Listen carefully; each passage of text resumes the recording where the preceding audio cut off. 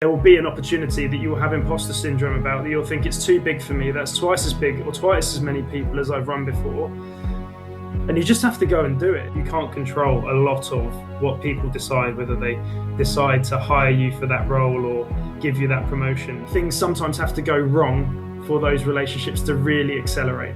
It's how you all respond collectively in a moment of crisis or a moment of unexpected pressure. That's when you really know, that's when it really shows how are you going to act in those situations. As you say, you find the groove, you find the furrow, and it can be hard to break out of that. So sometimes you just have to take a bit of a leap. Having gone through an accreditation and formal training is helpful, but I also don't think not feeling like a complete expert in the career that you're moving into, that shouldn't be a blocker to having the courage to make that jump. Right.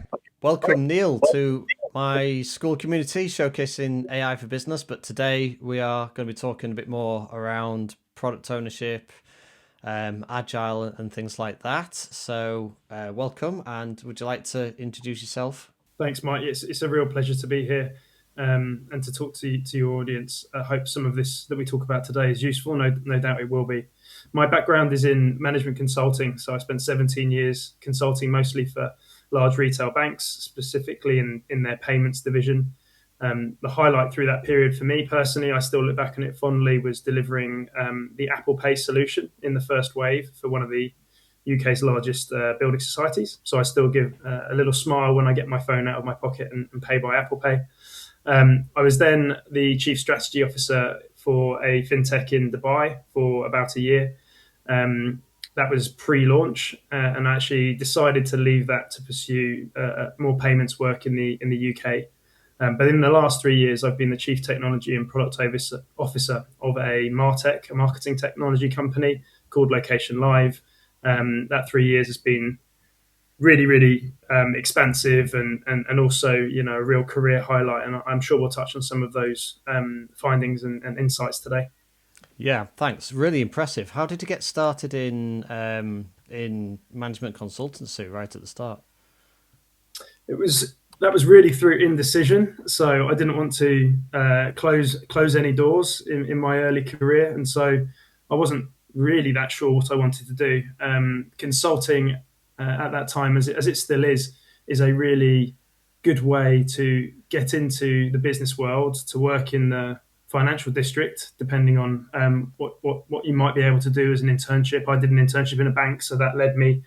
It made it quite obvious where I was going to specialize when I got into consulting. But really, it's an opportunity to broaden up a broad set of skills, and a set of skills that's really quite well aligned with the skills and the qualifications that your audience have either attained or are going through. So we'll talk about this more, but I feel personally that I am a business analyst at heart, and that even in my time as a CTPO, I was really just a business analyst. It was so fundamental to every single day, and every single project that we did. So you get to build up those skills in consulting on almost every project and to practice them daily. So yeah, consulting, I got into it through indecision, but I'm really pleased I did. And I look back, and every single project that I was able to be a part of, whether that was 6 months or 2 years, it ends up being relevant to the things in very surprising ways when I in my business life today. Yeah, it's interesting where we find ourselves. I actually had a round of interviews for management consultancy with KPMG a few years back. That was before I started to do well on Udemy, but then Udemy started to take off for me, so I decided to do my own thing. I do often look back and think what would have been the path if I'd have taken that management consultancy job with KPMG. But I ended up in healthcare myself because where I am in Leeds, the NHS has got a big presence here. So, that was when I was looking for jobs straight out of uni, that's where I found myself. And then after that, it's been health tech ever since. So it's the first job almost outside of uni. It can be so crucial because it kind of grooves your path forward into where you end up. And I actually think it takes quite a lot of effort to sometimes try and move out of that path into something different. I agree, and I think qualifications and training is definitely one of the vehicles to do that. I've made a couple of reasonably big shifts in my career now, and definitely training that I've received has enabled me to do that. But at the end of the day, as you say, you find the groove, you find the furrow, and it can be hard to break out of that. So sometimes you just have to take a bit of a leap. Having gone through an accreditation and formal training is helpful, but I also don't think not feeling like a complete expert in the career that you're moving into, that shouldn't be a blocker to having the courage to make that jump. Obviously, depending on your certain situations, we can get quite comfortable, and that can stop us from making those decisions. And ultimately, Michael, I'm sure you look back on your journey and you're grateful for where you are today. You're clearly doing really well for yourself, which is fantastic. And all of those decisions, the things that have gone well, the things that have gone less well, have led you to this moment, and me as well. Yeah. Thanks. And it's something that you mentioned there, which is it kind of might as well touch on it, but imposter syndrome in a way, isn't it? So don't let what did you say there? Don't let the fact that you don't know everything hold you back from going for something. And I suppose the other side of that is if you are new to a new role and you are going to have some hesitations about whether you can do the role. And I think also if you've been in the role for a while, sometimes you can still have some imposter syndrome. So do you have any sort of like advice for getting over that? I I feel like I've been a victim of imposter syndrome my whole career. I think it's natural. I think everyone gets it. Yeah. So I think realizing that you're not, if you do feel that, and some people don't, and more power to them. But if you do feel that you get that, you're certainly not alone. I think I like to come back. The thing that really helps me, the framework that helps me get around that, is thinking about the Dunning-Kruger curve or the Mm. Dunning-Kruger framework, which you may be familiar with. But in short, people who know nothing about a topic are ignorant as to how much there is to learn. And as you start to come up that curve and learn something about something, you realize how much further there is to go and how much knowledge you don't yet have. And that's typically where I find imposter syndrome kicks in. You feel that you are a small fish in a very, very big pond, and that's where you can get disheartened. And so I use that mental model to get around it and just realize that I'm on my journey to becoming an expert in whatever it might be. I'm definitely not there yet, and that's why I feel like I feel. And everyone feels nervous, and you can either regret not doing something or not do it, and or do it and try and get over those kind of insecurities that we all have as humans. Yeah. I reminds me. I read the Arnold Schwarzenegger biography, and something that really stuck out on that one for me because he says it like clearly in the book. He says he never overthought anything that he went into when it was. People don't realize that he was a millionaire before he became a bodybuilder because he actually started a company doing furniture removals. Then he bought land in California. Then obviously he trained to become a bodybuilder. Then he went on to his acting career and then into politics. And he said if he never stopped to think how much, how difficult is this going to be? How much effort is this going to be? He just went ahead and did it. He said it's the same for his marriage as well. He's just like, I'll just throw myself into it and then figure it out after it. I do think sometimes, once you get that naivety can be very powerful because you don't realize how difficult something's going to be, so you give it a stab. Whereas if you have a little bit of knowledge and you start to learn, oh, it's going to be really difficult, it can be really off-putting. Yeah, I like the phrase "how hard can it be" as well, which is similar to what you're saying. But back to Arnold Schwarzenegger and the Netflix 3-part documentary is phenomenal on him to be able to cover, as you say, his career as a successful bodybuilder, as a movie star and a politician. He's had 3 lifetimes in one and excelled at all of them. But I believe there's a part, and it's definitely an area that I want to focus on more, which is very, very clear objective setting. And the way that Arnold refers to it a lot is in terms of crystal clear visualization of the end goal. So for him, it was him standing up on stage and people cheering for him as Mr. Universe. And he had that picture so vivid in his mind that he says he could hear the crowd when he thought of it, just chanting his name. And so, yeah, visualization of the end goal and how good that is going to be is another way of maybe overcoming some of those concerns that we all have. Yeah, exactly. It gives you the motivation, because if we concentrate on the effort that it's going to take to get there, we get put off. But if we instead flip that and concentrate on the reward and what it would be like when we reach it, that pushes us through the effort. I heard a good quote on this recently. My wife's just had a child, so we are in the thick of it with a newborn baby. That's why this quote hit me. But he was saying basically, it's so much work to have a baby and a child. Why is the human instinct, particularly with mothers, why do they have a second child?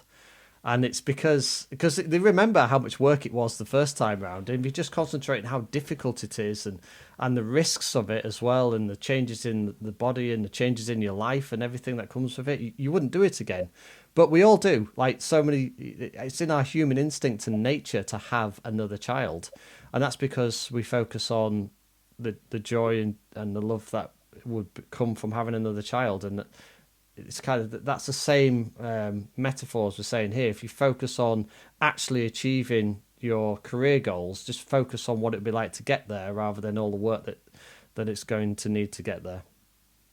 I agree. And maybe one final point on this: as a founder yourself, the only thing you can control is the inputs and what you do day to day. And provided that's not busy work and it's focused on doing the right things that contribute towards your goal, sometimes you'll win, you'll get a good outcome, and sometimes you'll get a bad outcome. But you can't control a lot of what people decide, whether they decide to hire you for that role or give you that promotion. But if you continue to focus relentlessly on what's within your control, that naturally reduces anxiety as well, because you know you're doing everything that you can. You've touched on two amazing things there that I've put a lot of thought into myself. One is, how much control do you actually have? And there's actually three things, and the second one's just slipped my mind. I also wanted to ask to bring it back to yourself about starting and founding your AI agency, and what's given you, like, sort of made you leap from where you were to starting the AI agency. But just as you did, talking about, I've remembered now. How much control do we actually have? And you mentioned busy work rather than actual work. And that is, like, for me, it's the crux of everything, because we don't often know what is busy work and what is actually going to lead us to the destination that we want to get to. So if you and myself have started our own business, there isn't a senior manager anymore above me telling me do this, do that.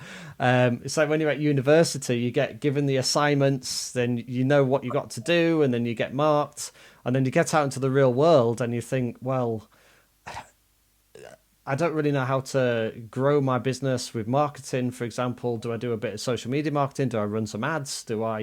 And you end up doing lots of work, and you just don't know which is the one that's going to lead you to where you need to be. So you've just got to take a leap of faith.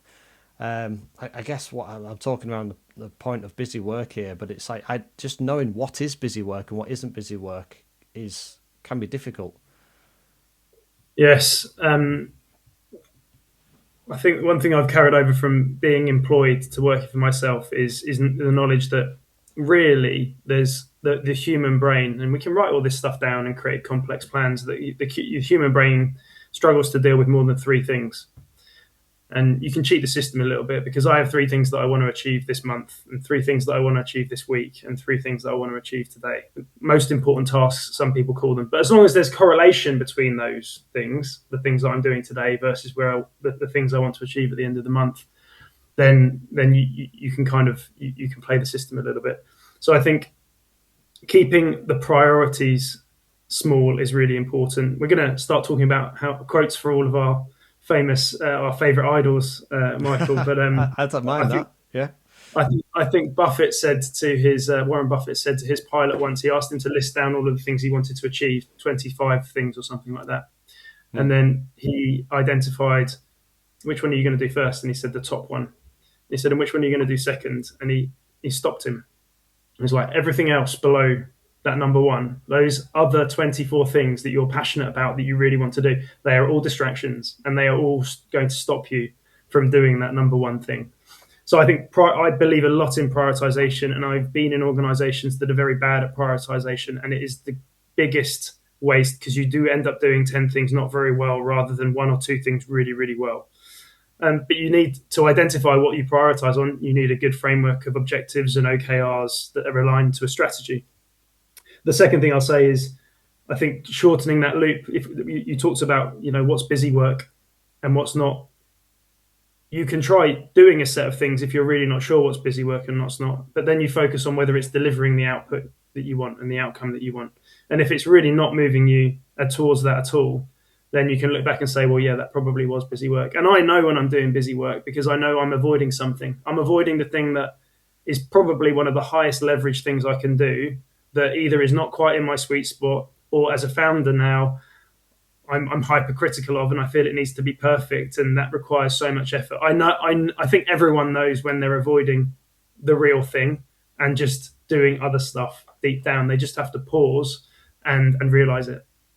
Yeah, 100%. There is that. I mean, you know, if you're just spending too much time in emails or social media, or replying to comments, and you just get sucked into all that, it's busy work.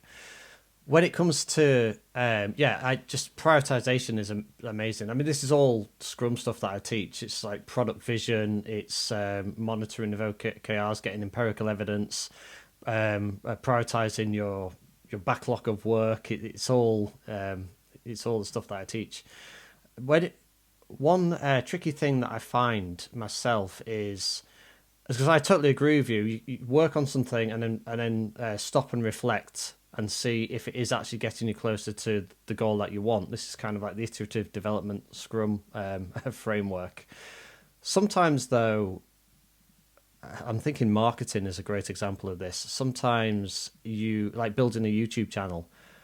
If you stop and reflect on that YouTube channel after like trying it for a month or a week, you might think it's not really moved me any further to my goal.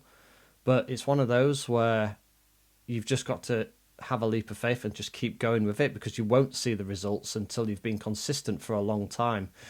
And the risk there is that you may never, it may never be the right approach. The opportunity cost of doing a different form of marketing. So that's the kind of stuff that personally I struggle with. But I don't think there's any answer to that. It's just a case of sticking to one thing, I suppose, and just going, you know what, dogmatically, I've strategized, I've chosen this is the thing I'm going to do, and I'm going to do it for long enough to see if I can get some output on it. I guess the question is knowing when to quit on something and when to flip and when to keep going. I love that. I've got two comments then in direct response to your question, and then I think I come back to you saying that Scrum is obviously a portion of what you teach and what you're an absolute expert in. But the point around your YouTube channel, and I listen. I've decided, rather than trying to consume every single piece of content from every single channel that's out there, I've decided to follow a much smaller number and to try and be a lot more focused about consuming or even re-consuming, because it might not just be a channel, it might be books, one or two books that I feel that have really turned the needle in my mind. Alex Hormozi is a guy that one of those guys that I really want to drill down on, because I think he is super intelligent and he's been incredibly successful. His one of his philosophies is win or learn, which is really a take on what's the worst that can happen. And so your point around consistency of creating content and producing a YouTube channel is phenomenal, because at the end of the day, how much are you learning about what works and what doesn't work? How much are you learning about video editing, about having conversations, about coming up with a content plan? All of that stuff is in itself, in and of itself, really, really useful, but also directly applicable to adjacent things that you might want to do in the future. And so just on that as well, creating courses, the best way to learn something is to teach. Absolutely. So that's another, you get so much out of creating courses, because I learn so much as I'm doing it as well. It forces me to go off into avenues and double check things and revisit things that I've learned before. So yeah, very true. Even me preparing for today, right? And just forcing yourself to think through things and actually, I love the way this conversation is going. It hasn't been planned meticulously, and I love that. I think that's what makes it authentic. But I've thought through things and angles that I wouldn't have done in the day-to-day melee. So I think win or learn is definitely an important takeaway for me. You asked about what sort of when is the right time to stop. There's a book called Bounce. I can't remember the author's name, but there's a chapter in it called Too Much Grit. And it talks about it in a military context around people who stay in the army and then, or rather train to be in the army and then stay in the army. And it talks about whether that's the right thing to do for them or not. And I feel this as a consultant, because management consulting is very much an industry where there's always a promotion to chase. And it's very, very well articulated what the goals are, what you need to be able to do or achieve to get that promotion. And so it's very, very easy, therefore, to lose that awareness of what is the right time to make a career change or select another path. And I've used that very much to contextualize the problem of too much grit. And there is no easy answer. You just have to get a gut feeling of, am I changing tack here? Am I changing direction because I feel it's the right thing to do, or because I feel it's the right time, or am I quitting?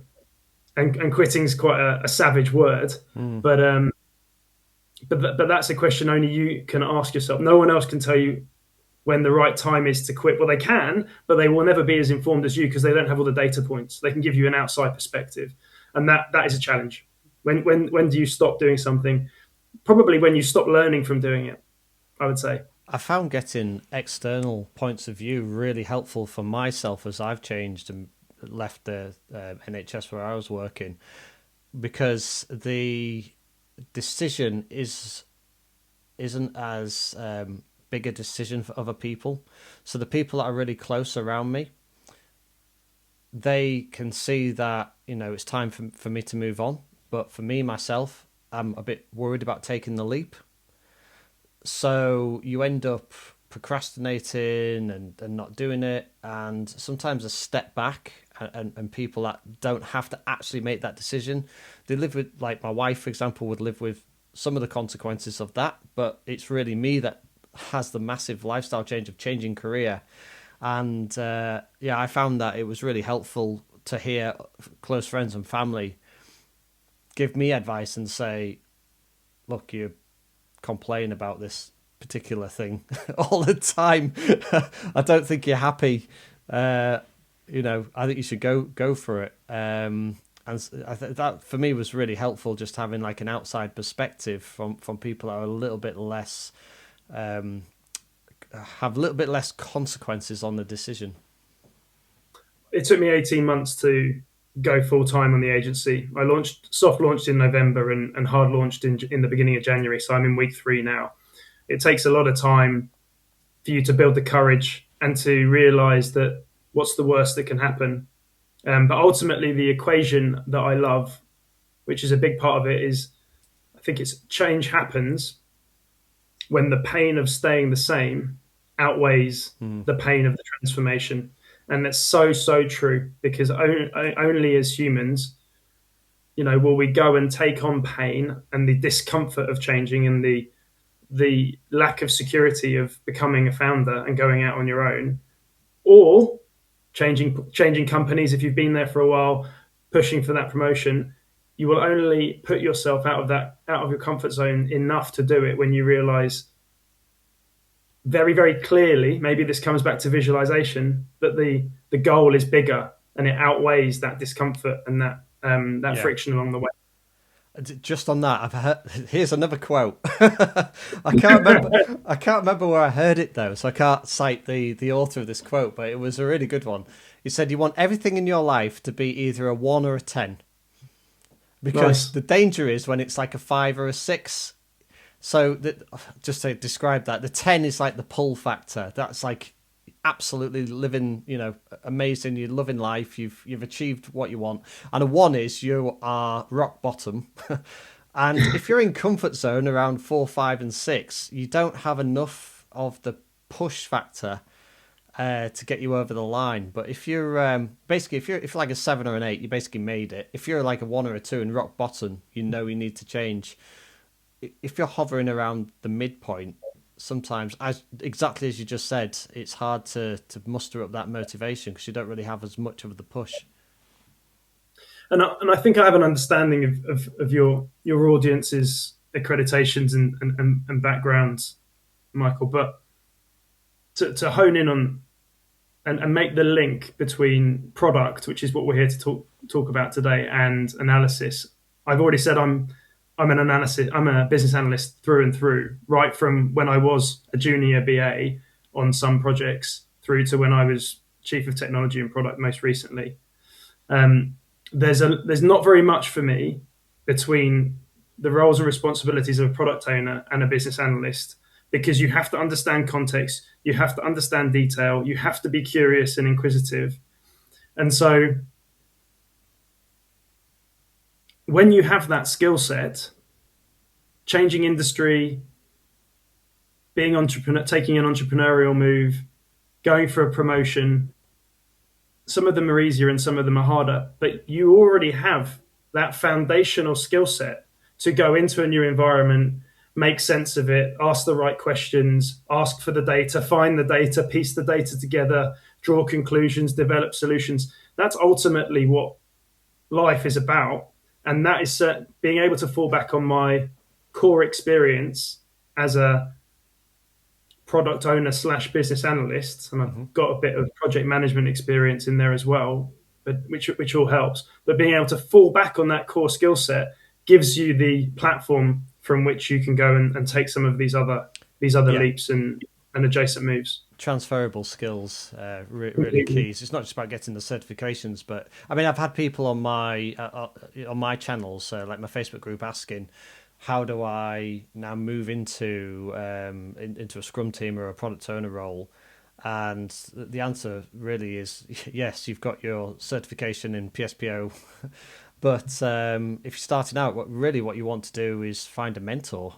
Maybe just take an adjacent job or anything into a Scrum team where you're working closely with a product owner. Even if you're in development and you want to move into a Scrum Master product owner role or any other kind of delivery role, just express that and try and work closely with somebody that's already in that position, and get some experience on your CV so that when you go for the next role, you can apply, you show that you've applied your knowledge and you've got the experience.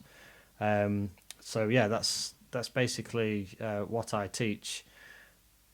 We've I don't know if you got anything you want to add to that, but I would like to get to running product teams well, which is one of the topics we've got on the list to talk about. I think that'd be really interesting to hear your perspective on. Yeah, of course. I think we don't ask in. So I'll keep it brief. We don't ask for the things that we want enough, and I am very, very guilty of this. For example, in consulting, I thought there's only so many times you can be asked to do a project and say no. I'm actually very grateful in hindsight. I didn't ever say no, because even the projects I didn't enjoy, I've learned a lot from. But that's a separate point. The same thing comes around promotions, around being able to use the qualification you've just got or the accreditation as a springboard. You have to talk to people, generally people that are more senior and well connected in the organization than you, or have the opportunities directly, and build relationships with them, because it's amazing what people are willing to do when you've shown an interest in them and when you're just connecting with them, basically. Mm-hmm. So my encouragement would be, if you don't know who to connect to, and I've worked in large banking institutions and I've built business analysis and business architecture capabilities in banks, the people are out there who give other people opportunities. You just have to find them. It's a bit like cold outreach or warm outreach. Just you have to ask enough people and make enough connections, and sooner or later, whether that's inside your organization or outside, someone will give you that opportunity. As a final example, I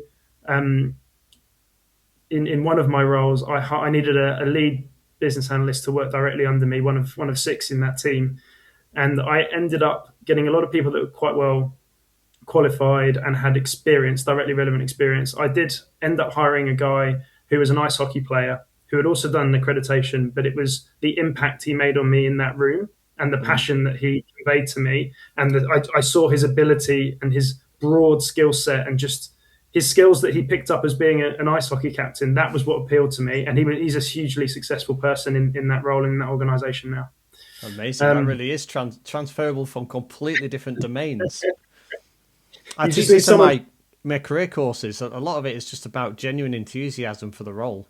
Like you could get somebody that applies for the role that has got a much better CV, a much better experience, but often what can happen is that person can be in quite a lot of demand, and then maybe not all that particularly bothered about that particular role. Whereas if you're coming up and you're hungry for it and you really want that to work for that company in that particular role, and that comes across in the interview, that really stands out a lot, because the interviewer's thinking, oh, I've got to go through recruitment again. I don't want to. It's a pain to go through recruitment. We want to hire somebody that's going to last.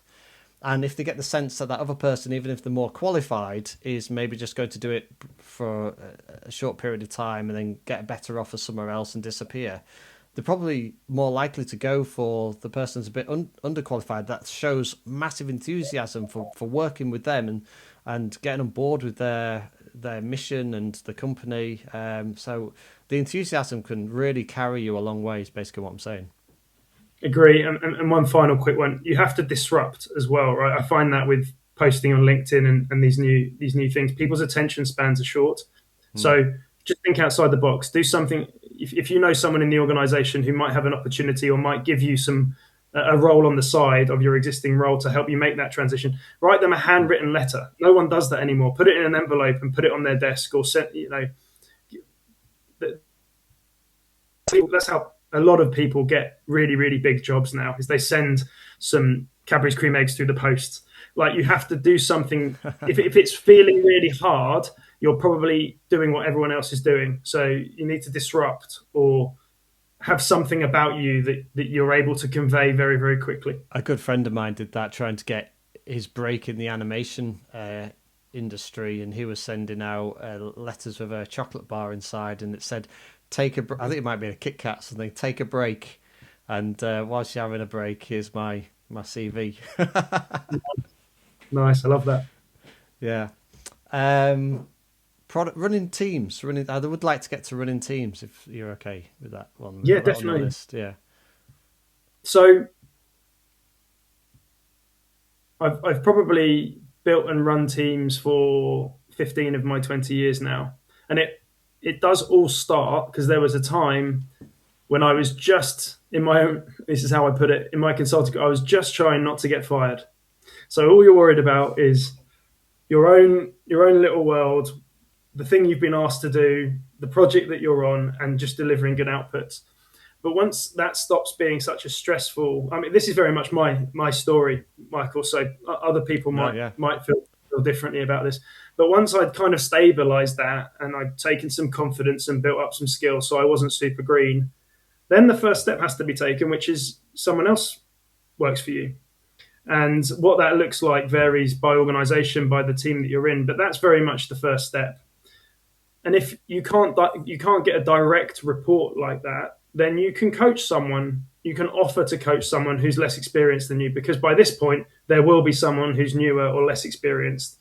And just becoming an informal coach, helping someone shape their own objectives, having a regular catch up with them where you're listening rather than telling, and being their mentor or starting to become their mentor. That's how you start, or how I started to get experience leading teams. And then over time, once you've shown that you can do it with one or two people, and also at the same time your ability to manage bigger deliverables and bigger responsibilities grows, it just naturally the teams that you're able to run are increase. And there's always a time, just like we've just spoken about, where there will be an opportunity that you will have imposter syndrome about, that you'll think it's too big for me, that's twice as big or twice as many people as I've run before. And you just have to go and do it. If someone's, you have to have confidence, give yourself a chance, and realize what is the worst that's going to happen here is I'm going to learn a lot of lessons. And so that team growth and the size of projects and size of features or epics that you might take on will happen naturally. But when we talk about running teams, or whether you're formally the lead in a development team or a value stream, it's really about people, and it's about connecting with people who work for you, being able to connect and communicate upwards as well. So I've often seen it drawn as a sort of downward semicircle and an upward semicircle with the individual in the middle, and it becomes, when you become more than one or two rungs up on the ladder, you have to manage both of those spheres separately, and it requires a different set of skills. So I think understanding your stakeholder landscape is really, really important. And that comes with reaching out to people, connecting, understanding what this technology lead or this product lead or this P&L lead is needing from the work that you're doing, and then making sure that you reflect their priorities and objectives in your day-to-day so that you can represent them in the actual work, and then keep them appraised of the progress is part number one. But if you're leveraging a team, if you have a team working for you, it's as important, if not more so, that those relationships are strong and working well. And in short, the way that I've done that is to show the people in my teams that I've got their back, that they can feel safe, they can feel like, oh, we'll be giving them the credit for the work they've done, because no one needs to know that I've written that brief or delivered that feature if I've had nothing to do with it. They know what my role is. I'm not trying to take other people's credit. So give people the credit and the recognition for the work they do, and importantly, really, really build that deep trust. So trust is built early on. So early on in a relationship, I like to offer a personal vulnerability, say that I'm worried about this, or I'm not sure how we're going to do that. I don't pour my heart out, but I offer a little bit of vulnerability, and I see how that's responded to. Because some people aren't comfortable with that, and I don't want to impose that upon you. But if you're then comfortable telling me what you're worried about, suddenly we've shared, and we've shared at that next level down, and I find that really powerful. That's a nice tip. I like. Yeah, that's a really good tip. I like that. It's really hard to do remotely, and most recently I had one or two offshore POs. But offshore, I had all of my development team, and I've never met them to this day personally. They were based in Ukraine. They are in Ukraine. So for obvious reasons, travel was challenging, and building that remotely is a particular challenge. The thing that I'll just finally add on to that before I stop talking is, things sometimes have to go wrong for those relationships to really accelerate. It's how you all respond collectively in a moment of crisis or a moment of unexpected pressure. That's when you really know. That's when it really shows. How are you going to act in those situations? Are you going to start throwing blame around, or are you all going to kind of just take a breath and solve the problems, calmly and with a plan? Awesome advice. I love it. I had a fantastic manager in my last role before I left NHS Digital. If he's ever watching this, Jonathan Hope was great. I was lucky to have a lot of great managers, and I had some terrible managers. But the good managers, one thing that they did, and I think my manager Jonathan was really good at, was sheltering the team from pressure from higher up, and that's made such a difference to team morale. And not every manager can do that. I'm not even sure. I think sometimes I struggle with that. It's hard when you're under pressure not to let that pressure then get down further down the team. Another thing I would say is just going back to like the framework of Scrum, having the vision, which actually we talked about at the start of this talk. It's about leadership rather than management. So if you can paint the vision and get your team members on board with what it is that you're actually trying to do and get them excited for what you're trying to do, then that really helps with everybody being motivated and wanting to pull their weight. Of course, when it comes to Scrum, you have the Scrum team choose the sprint goal together for that particular reason. One thing I've experienced in my career working in the NHS is we've worked super hard, like you say, putting everybody under pressure, which does build really good bonds. But it's disheartening when you deliver only for senior management to then turn around and say, actually, we're not going to release that version of the software. We've matters above you have decided that we're not going to go ahead with it, and you think all of those like long hours working on something, that's so demotivating, but sometimes that can be completely outside of your control as well. So those are just some of the experiences that I've had, but I love your tips, and I think it's a real skill to be able to shelter your team from pressures higher up. I think it's quite critical. I agree. I think it's very rare, and sometimes you need to let some of that pressure and the frustration that you feel leak through in the right way, because I think also in my experience, when I've done too much of the sheltering, the team kind of realizes what's going on. It may be in retrospectively, and they're a bit like, you can share this with us. You can let us know. How can we help? And so you don't also have to burden that all forever, all on your own. And there's one point that I was going to make earlier, but you've kind of reminded me of. You've talked a lot, Michael, about Scrum, and I know your expertise in that. And I've done some classical Scrum training as a PO and as a Scrum Master, and I love the framework, and I think it's one of the clearest frameworks.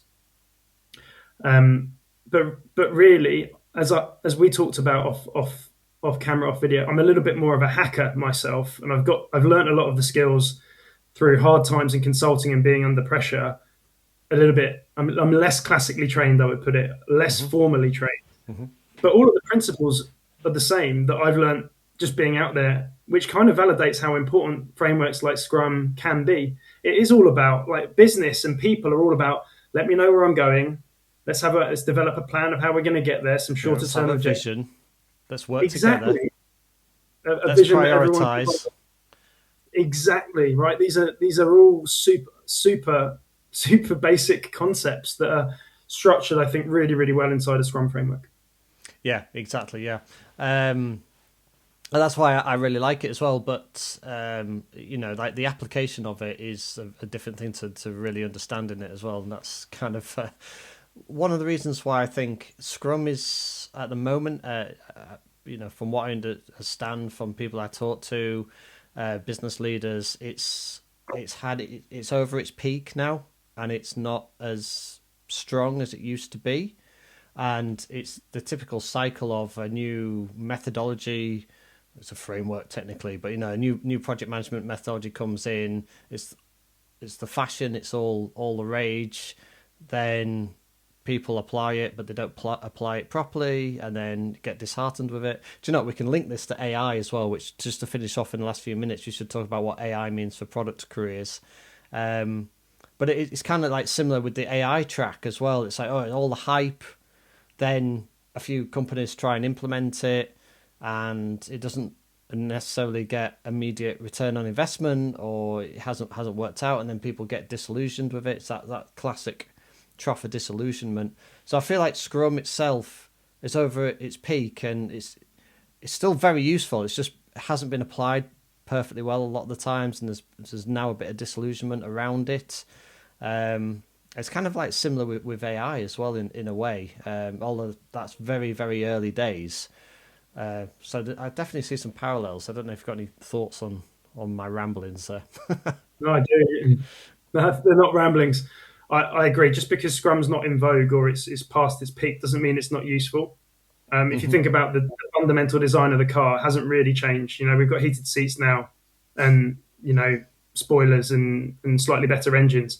But the fundamentals of a car going from A to B, the fundamentals of I don't know, a Volvo that was built 15 years ago probably still does the job today. No one's selling it and raving about it, but I won't smash that analogy up any more than I have done. As long as Scrum works and the principles still work when applied to real life situations, it doesn't really matter whether it's in vogue or not. If it works better than the next alternative, then I think it's valuable. And as we've just said, even if you learn it and apply it on a personal basis, there's benefits there. It doesn't have to be your organization's preferred methodology. You can use the Scrum principles within a waterfall environment if your Yeah. organization is still there. I've done it myself. Well, we've got down on the list what AI means for product careers. So I guess that's like how there's tools to use it. I mean, the obvious ones is like meeting summaries and helping with distilling tasks, breaking them down, and user stories and things like that, and monitoring metrics. It's just off the top of my head where AI is used as a tool for product management, but then there's also AI embedded into the products as well, which is something else that I teach in my course is AI can be used to create new products and also enhance current products. So kind of two angles there to talk about it from. Yeah, definitely. I'll probably major more on the sort of tactics of using existing AI systems and tools rather than creating new ones, as that's as that's probably what I've got most recent experience on. And I think in terms of some tangible tactics that I've seen really work really well, I do think that the LLMs, the large language models that we've got available to us now, are very good at saving us time, creating briefs, drafting user stories, requirements, getting that grunt work done.